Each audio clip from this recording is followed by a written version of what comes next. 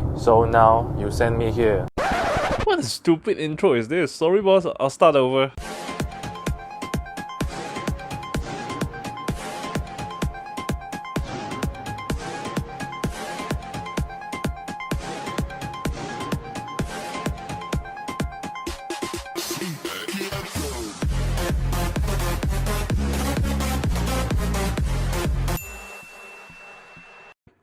Alright, so here's what happened. Volvo Car Malaysia flew us through Northern Europe midwinter to their hometown Sweden, driving the C40 Recharge on the new ice track, truly Scandinavian style, having a closer look at the new EX90, accompanied by meatballs, dogs, cats, birds, and witnessing an example of Mother Nature at her best. So much to cover, so join me along for this epic ride. Let's go!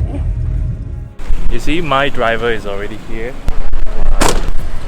Go. I don't have the queue because business class. Yeah. We still have 1 hour to go, but I have this. You see the word? First. We are flying with Turkish Airlines, business class, to our first stop at Istanbul, Turkey. So we have a lounge to chill while waiting for our flight. This Plaza Premium First isn't that spacious, but have good range of alcoholic and non-alcoholic drinks. Attentive staffs and more foods can be made to order. Hi sir.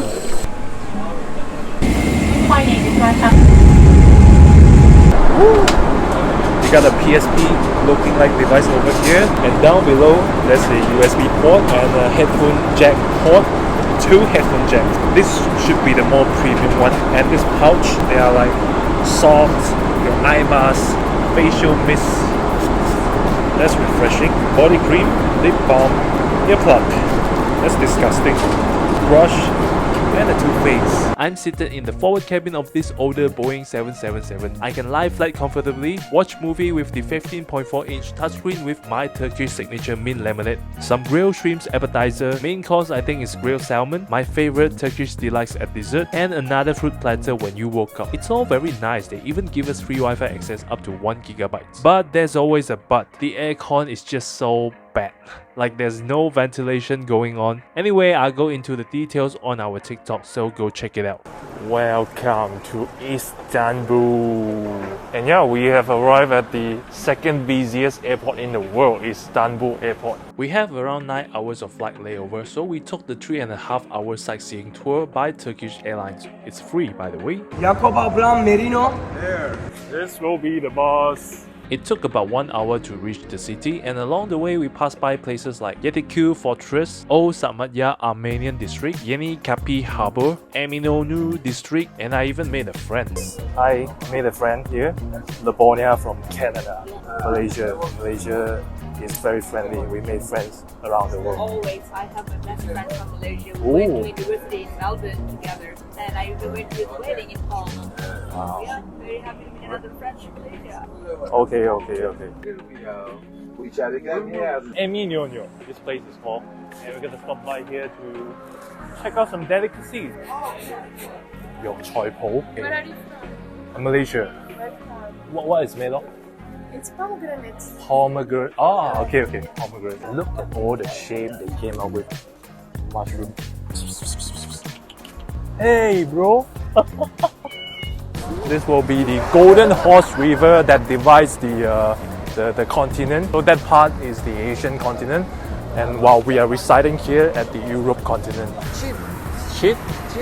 Japan. Malaysia. Malaysia.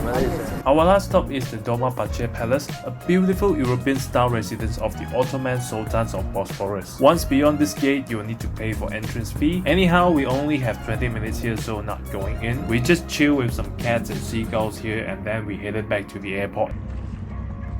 Just one piece of bread.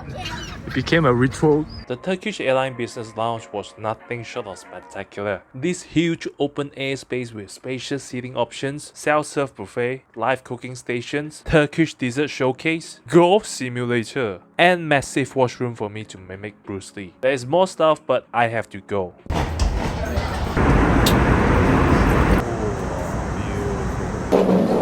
Goodbye, thank you. Yes, we made it! Gothenburg, Sweden, the home of Volvos. And take a look at this. Just collected my baggage and we were greeted by the C40 Recharge with the same color that we driven in Malaysia 2-3 weeks ago. Now I just go home, sleep. 18 hours of flight. The next day, Lisa from Volvo Car came to meet us all in our hotel and we hopped into their bus to Volvo Holland. Hello, HP. Nice to meet you. Heaven. Here we have the 244 here. The classic, the 240 series has been produced for like nearly 20 years. Wow, very pristine condition. Oh my god. Long journey over here, I know what it's like. I really appreciate that you're going to be with us for a few days. Seatbelt on at all times while driving. Yes guys, so we just done the driving briefing and this is the car that we will be driving. This is EV specific tires, 235/45 R20. Okay, 20 inch with the diamond cut 5-spoke. Let's see the tire profile at the back. This is 255. So this is wider. I think the trim level is almost the same. It's just the color that we have is the grayish one, and this is blue carpet. White panoramic roof is the same as us. Recharge twin. So this is the twin motor, 78 kilowatt hour battery, 407 horsepower at your disposal, 660 Newton meters, all the good stuff. Look at that, the Polestar 2. Okay, I believe now we are in the more countryside of area, forests and small houses. We are making a stop at this Nasfabriker for a fika, aka Swedish coffee break, which is a big thing here, and most Swedish companies have 2 fika breaks at 9 AM and 3 PM. Swedish cinnamon bun reigns unchallenged as the fika of choice. Now the car is equipped with the winter tires. There are 2 types of winter tires. If you use the one without all the tiny little struts, they are more likely to capture the snow. Snow is a lot of friction, but for this one, sound is a bit noisier than the normal tire. Once you go up to a certain speed like 60 kilometers per hour, it's all good. Wow, look at that road.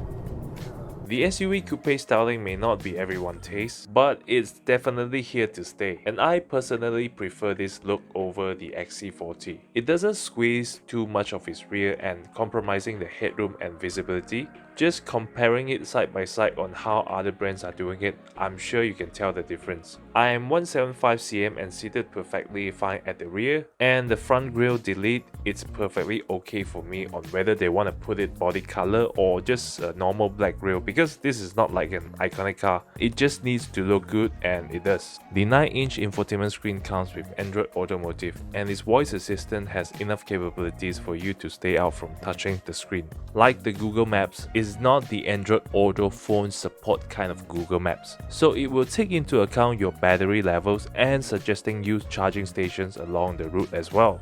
And if you ever need to touch it, the interaction logic is still simple, and a dying species, the volume knob is there for you to lower the music volume when you are finding a car park. All the recycled or sustainable materials inside felt really high quality. No one's gonna hop into your car and start questioning you like, are these made of plastic bottles, or why your leather doesn't smell real? No. If anyone does that, just fully blast MJ's Earth Song with the 600-watt Harman Kardon sound system, 14 speakers to their ears. Giving the car full throttle is enough to pin you to your seat, but it seems unnecessary for a Volvo. I prefer to use the firm steering options to have a springy feel, even though mechanically it doesn't do anything. But considering this is a 2-ton car, I just feel more secure with a weighted steering. I always felt the anti-roll bars Volvo used are quite harsh, and combined with a firm chassis, it dealt with the road undulations very quickly, but I can't anticipate much body rolls going through corners, so it might unsettle my passengers a little if I'm driving more spiritually. But I like how the softer suspension doesn't give you a floaty feeling at high speed. Still very composed ride, and the NVH level is top notch for an EV in this segment. And when you're using one pedal driving, you don't have to worry. When you lift up, that brake lights won't like suddenly appear all the time, like scaring the drivers behind you. Slowing down more than 30, then only it will like appear the brake lights. So we are having lunch here. This place is called Brooked. Can't wait for the snow driving. You just wait. Yes, it's really warm here. Look at that. I had some authentic Swedish meatballs here while chatting with Volvo Cars PR person Mark. This is also his first time here and he's a Brit. Really nice guy and he can also speak some Mandarin. No,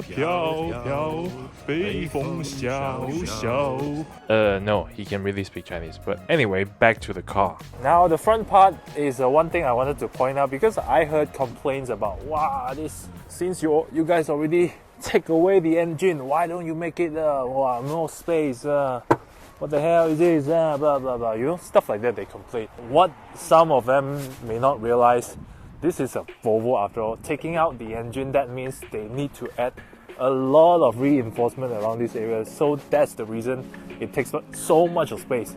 And also one more thing I wanted to point out is, I don't think it's suitable to put anything else apart from your cable. Let me explain. Some other EVs, somehow the cable, they need to store at the back, right?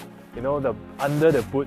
Imagine if you go to travel, you put a lot of luggage and you want to charge the car, you need to unload all your luggage. And one more thing, I'm not certain because I assume you all know we can charge even raining. So when this thing gets wet, right, I really hope there's a drainage to just drain all the water inside. They still got this little piece here, you know, just to block the water. But if they put a drainage, that would be much better. Just leave it dry, you don't need to wipe it every time. Last but not least, I also tested the single motor variant with smaller battery and longer range.